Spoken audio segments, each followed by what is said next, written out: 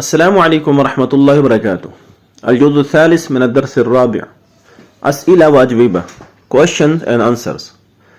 سؤالات وجوابات. أين تقع مدرستك؟ Where is your school located? آپ کا مدرسہ کہاں واقع ہے؟ تقع مدرستي على شارع Lahore. My school is located on Lahore Road.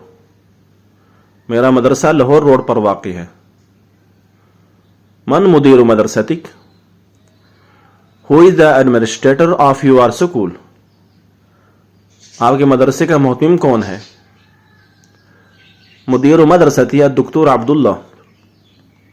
My school's administrator is Dr. Abdullah.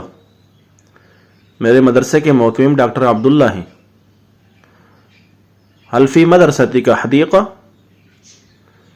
Does your school have a garden?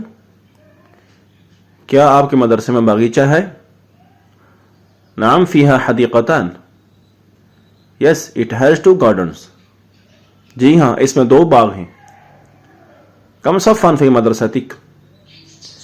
How many classes are there in your seminary? آپ کے مدرسے میں کتنی کلاسیں ہیں؟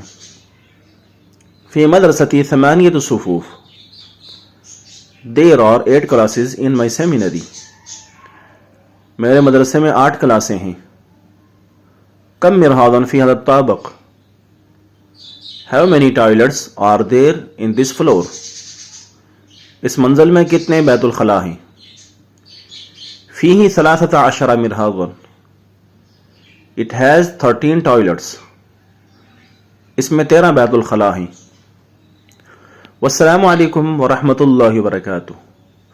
لا تنسوا لائک، سبسکرائب و ارسال. Don't forget to like, subscribe and share. مع السلامة وإلى اللقاء.